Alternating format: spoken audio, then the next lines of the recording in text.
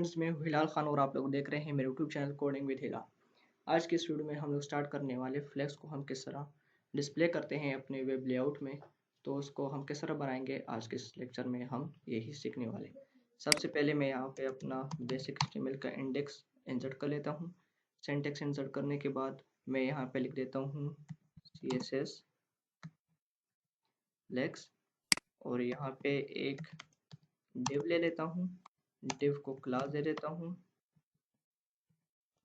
Container. अब इसी container के अंदर मुझे सारा कुछ काम करना है। यहाँ पे मैं सब डिव ले लेता हूँ और उसको क्लास दे देता हूँ आइटम्स आइटम ए। अब इसको मैं कॉपी कर लेता हूँ।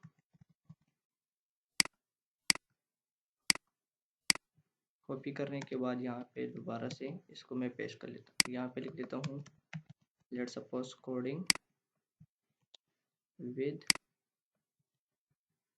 हिलाल और आइटम्स को डिफरेंशिएट करने के लिए मैं इनके क्लास को चेंज कर देता हूँ।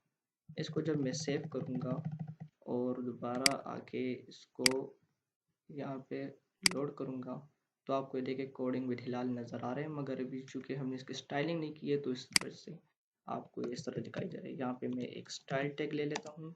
चूंकि हमारा कोड छोटा है तो इसलिए मैं इंटरनल CSS को यूज़ करने वाला हूँ। डॉट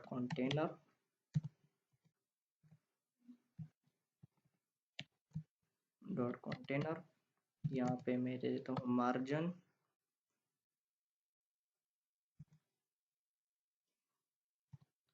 30 px, विड्थ इसकी मैं देता हूँ 300 px,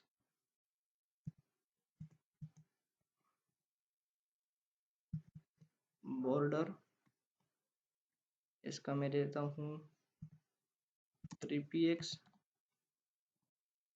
सॉलिड है CCC RGB वैल्यू है ये। अब इसको जब मैं दोबारा यहाँ पे आके चेक करूँ तो देखें आपके पास एक कंटेनर बन गया है, उसके अंदर ही आ गई है आपके पास कोडिंग विद हिलाल आ गई। मगर चूंकि हमने अभी तक इन आइटम्स के ऊपर स्टाइलिंग नहीं की है तो आइटम्स के ऊपर अभी हम स्टाइलिंग करने जा रहे हैं। तो मैं यहाँ पे लिख देता हूँ आइटम ए, चूंकि क्लास है तो इसको मैं item a background colour.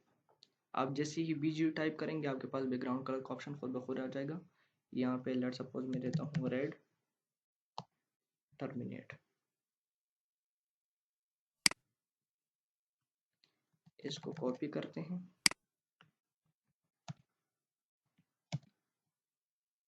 Red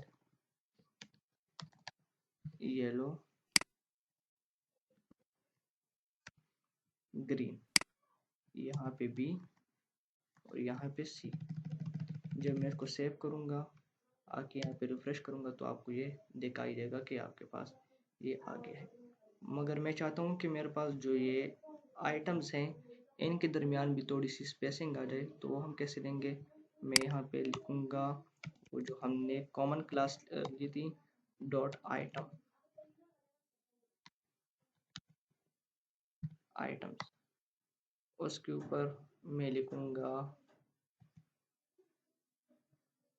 padding 3px, साथ में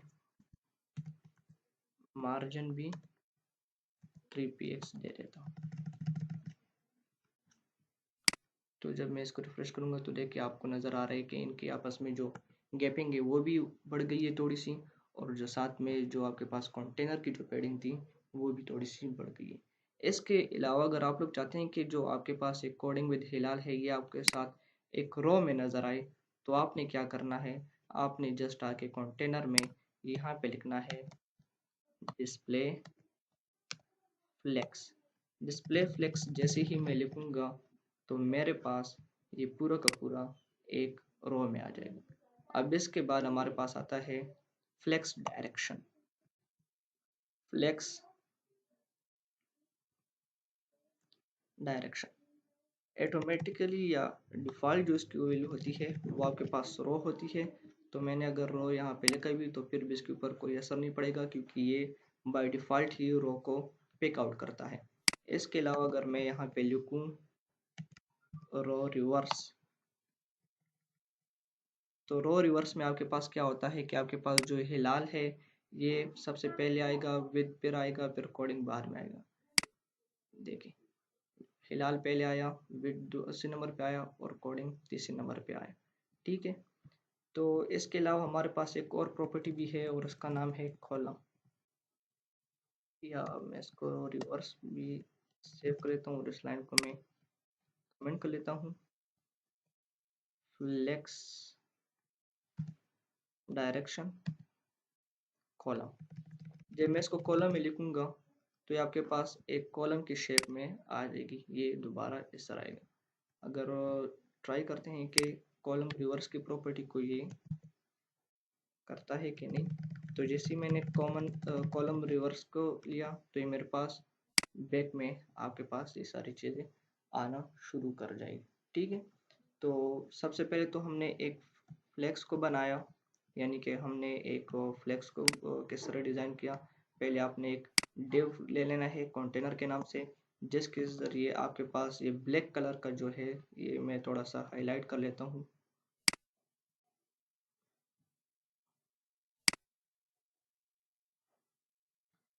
इसको मैं 10 px कर लेता हूँ ताकि आप लोग को नज़र आ जाए। ये डिव का कंटेनर का जो काम है, तो ये आपके पास ये वाला कंटेनर है। ठीक है, इसके अंदर ये आइटम्स पड़ी हुई जो हमने सब वो लिए थे, डिव लिए थे। ये आइटम ए है, ये आइटम बी है और ये आइटम सी है। और इन सब को डिनोट करने के लिए मेरे पास एक दूसरा तीसरी क्लास थी जिसका नाम था मेरे पास आइटम्स। तो हमने आइटम्स लिया, आइटम जिन सब का कॉमन है आप देख सकते हैं, फिर आइटम ए, आइटम बी, आइटम सी। आप अगर चाहें तो इसमें और आइटम्स को भी ऐड कर सकते हैं। किस तरह ऐड करेंगे? हम इस तरह ऐड करेंगे कि हम एक डिव लेंगे, यहाँ पे हम इसको क्लास देंगे, क्लास में लिखेंगे आइटम्स, आइटम डी, और यहाँ पे लेट सपोज मैं लिख देता हूँ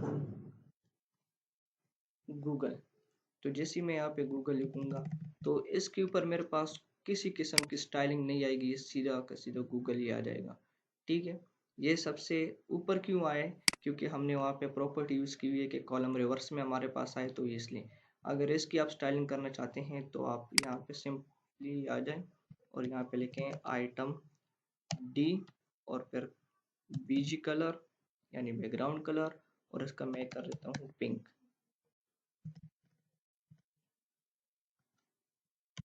तो जब आप इसको पिंक करेंगे तो ये आपके पास इस तरह आ जाएगा। तो आज की इस वीडियो में हम लोगों ने सीखा कि हम लोग किस तरह एक फ्लेक्स को डिज़ाइन कर सकते हैं और उसको किस तरह मैनेज कर सकते हैं।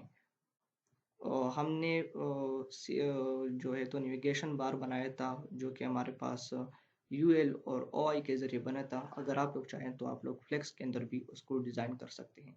चलिए हम इसमें ही डिज़ाइन कर लेते हैं। यहाँ पे मैं एक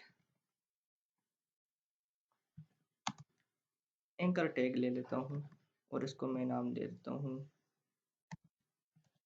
कोडिंग। यहाँ पे दोबारा से एक एंकर टैग ले लेता हूँ और उसको नाम दे देता हूँ विद, और ये वाला विद में हटा लेता हूँ। इस हिलाल को भी हटा लेते हैं, इस गूगल को भी हटा लेते हैं। यहाँ पे जब आप दोबारा एंकर लेंगे और यहाँ पे हिलाल लिखेंगे और यहाँ पे एंकर लूँगा और यहाँ पे गूगल लिखूँगा, तो जब मैं इसको सेव करूँगा तो अगर मैं इसको रिलोड करूँ तो आप लोग देखिए यहाँ पे भी मेरे पास ये आ गए हैं। ठीक है, अब अगर मैं चाहूँ कि जब मैं इसके ऊपर क्लिक करूँ, यहाँ पे मैं लिख देता हूँ रो।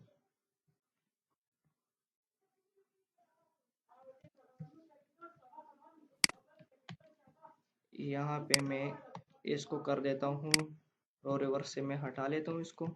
यहाँ पे मैं इसको सेव करता हूँ और यहाँ पे ये देखिए आपके पास आ गए। अगर मैं चाहूँ कि गूगल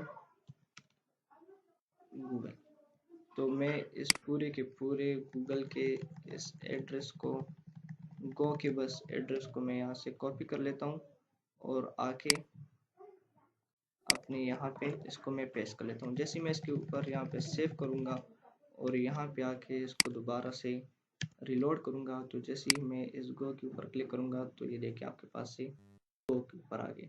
तो हम इसके ज़रिए भी अपने लिए बहुत ही आसानी से जो है तो एक नेविगेशन बार को डिज़ाइन कर सकते हैं। अगली वीडियो में मैं आप लोग को बताऊँगा कि हम लोग इस पूरे के पूरे बॉक्स को यहाँ पे किस तरह लेकर आ सकते हैं। तो आज की इस वीडियो में हम लोगों ने सिर्फ एंकर टैग को फ्लेक्स में यूज़ किया और इसके अलावा हमने जो है तो अपने फ्लेक्स की जो आइटम्स हैं उनकी जो कलरिंग है उनको भी चेंज किए।